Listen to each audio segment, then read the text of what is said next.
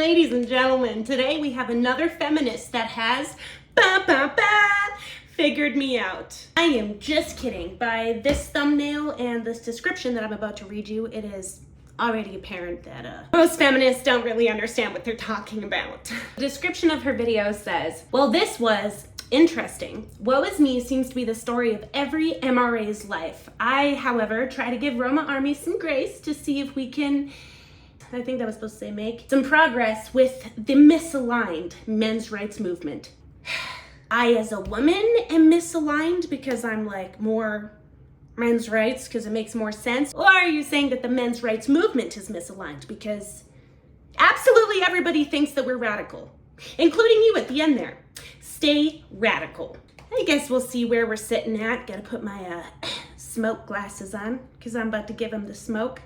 Oh my God, I did not plug in my microphone.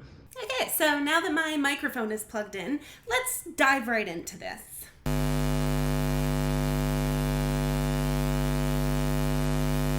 First of all, MRA and society hates me for it. So let's see what she has to say. Let's see her examples of hatred. And let's see if we can send some constructive thought her way. And also some love. I'm in that kind of mood today. Oh, good. Let's go. Alright, let's get into it. Woo. Hi, my name's Chloe Roma, and I've spent the last year building my name on social media as a men's rights advocate.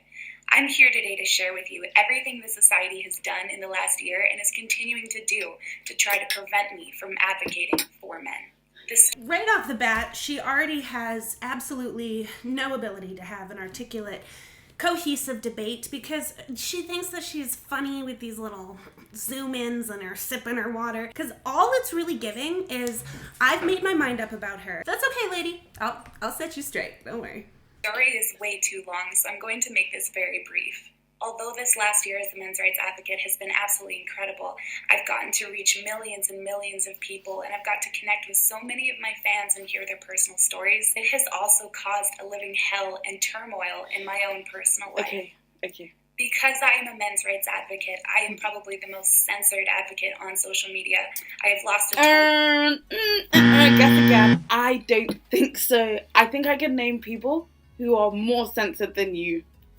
And this isn't to dismiss your plight. Something tells me, and I'm blind reacting to this, I have not watched this. Something tells me that she's about to give no examples. But, everyone wants to play superlatives and hyperbole, I don't know. Everyone wants to be the most oppressed. And it's not a competition. You know how I feel. I'm not for the oppression Olympics. But I think there are more people that are more silenced than men's rights advocates. I think you're one of the lesser silenced people. But for being seen as a fringe group, there's people more silenced than you that are saying way less out of order stuff than you.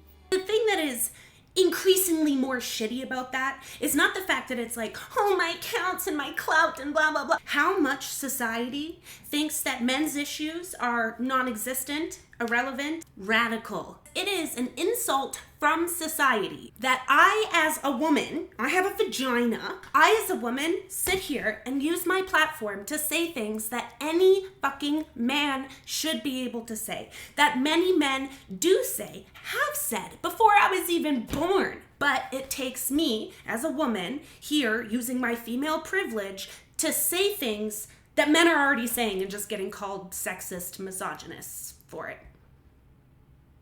But it's not a competition. It's not a competition. A total of 9 TikTok accounts, 2 Instagram accounts, and I've been permanently banned from Facebook. Okay, she has this 9 TikToks, 9 TikToks, 2 Instagram. It's not a competition. Okay, fair enough. Take the medal because we don't want it. But trust me, there's people way more that are losing way more. Just trust me, bro. Just take my word for it. Oh my God, I shouldn't even continue this. A lot of feminists, when I give actual statistics, they always come with the literal, trust me, bro. Just trust me. The evidence is out there. I'm not going to present it, but trust me. Very determined women from across Canada and the US. Can we turn the volume up? And we are going to speed her up slightly. Okay, so it's women. Okay, specifically women across Canada and the US that's going out of their way to silence Miss Roma here. She said this stuff. I just want to see receipts. Spent their year creating false allegations about me, false narratives, attempting to get my child taken away and put it into social services, as well as releasing my address to the public and giving them step-by-step instructions on how to get here, knowing that I live... Why did she look so happy when I said that they started targeting my children? Damn, like, why does that make you so happy? Knowing that I live in the same city as the father of my kid, who tried to kill me with a metal baton nearing 3 years ago. The allegations... Okay. What the fuck is the matter? You're a feminist. You're supposed to be all for, like, anti-violence against women. You think it's funny when other feminists target a men's rights advocate and refuses to see her as a human being, a mother, somebody who lives to protect their children. Modern day feminists. That's not funny. Not funny. But I'm laughing because it's this thing that anti-feminists always do, where they will put something a man's done that is this horrible next to some stuff some women's done that's like, I'm not saying it's not bad. I'm still waiting on receipt. A man tried to kill you. Some women banned your account, and they will go straight to the women and be like, these women are evil. You're not even listening. You're not understanding what I'm saying. Literally a group of women gave my address to him. Ugh. They'll be like, feminists, yeah, they have hair colors that we don't like, and sometimes they're too loud, and that's a big ass issue, and that needs to stop. And then, yeah, they start wars and they kill people, who cares? Like, they have a double standard. It's just something I noticed. But let's continue. I am really trying to empathize. For my own sanity, I'm gonna stop that video. I will link it below because something tells me that I will fuck up, act out of character, and say something that I'm not supposed to. Okay? Whew. Deep breath, Chloe, deep breath. It's not your fault that feminists lack brain cells. It's okay. Feminists, you guys no longer have a leg to stand on. As you guys are all about smash the patriarchy, and that's why men's rights advocates are so radical. I hate to break this to you, but the patriarchy has actually been smashed. Would you like some proof?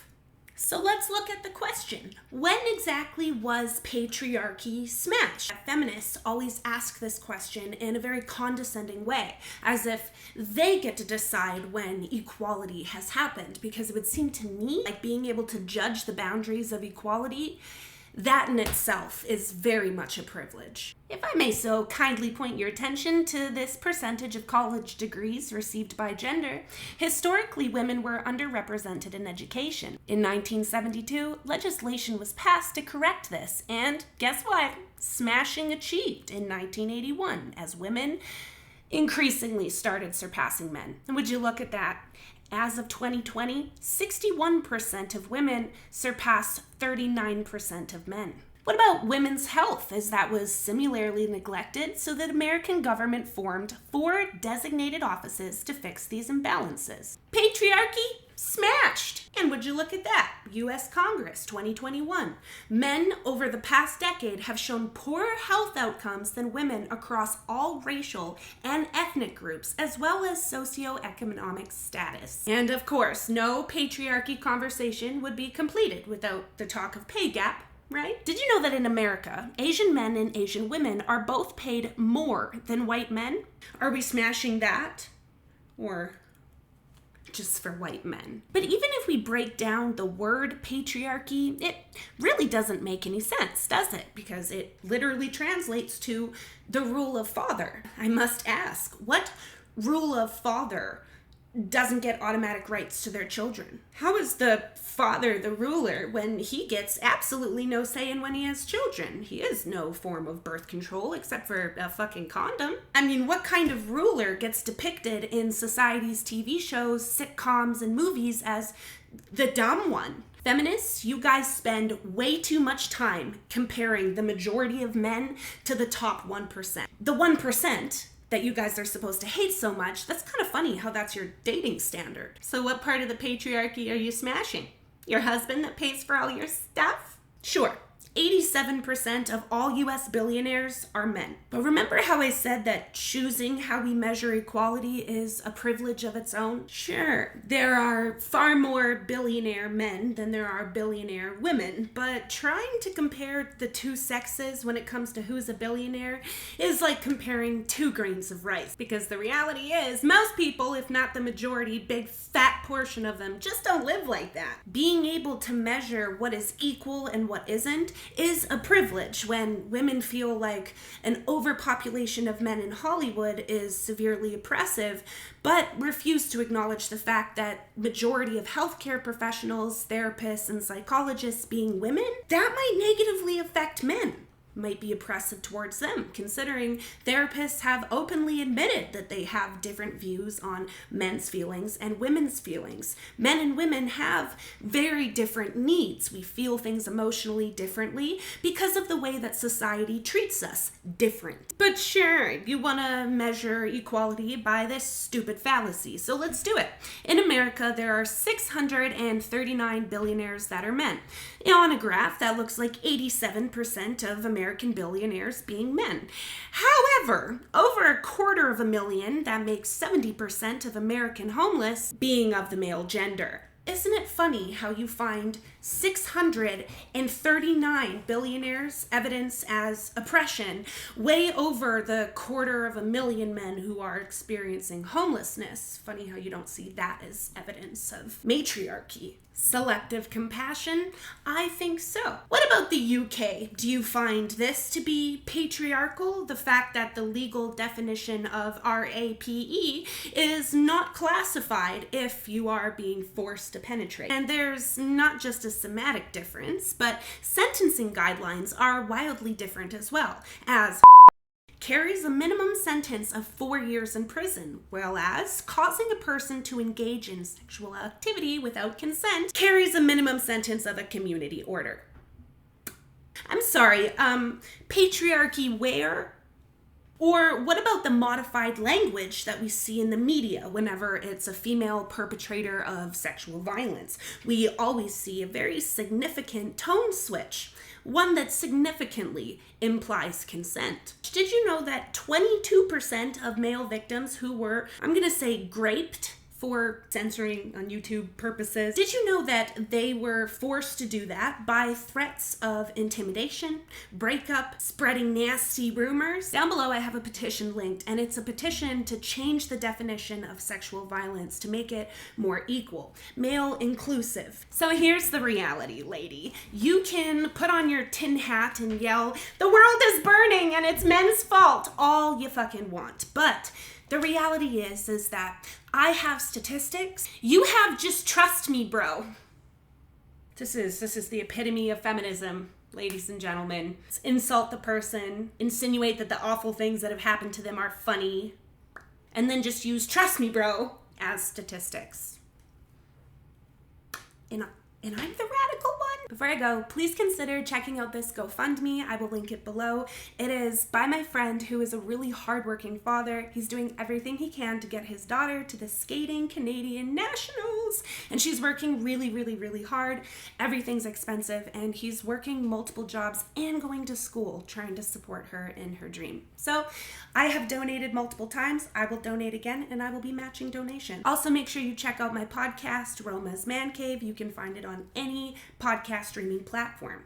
With that being said, I'm going to give myself a cold shower and hope that my fucking brain cells reactivate. Thank you. Oh, baby, no, it'll be okay. You don't gotta be so. Oh, baby, no, it'll be okay. You don't gotta be so scared.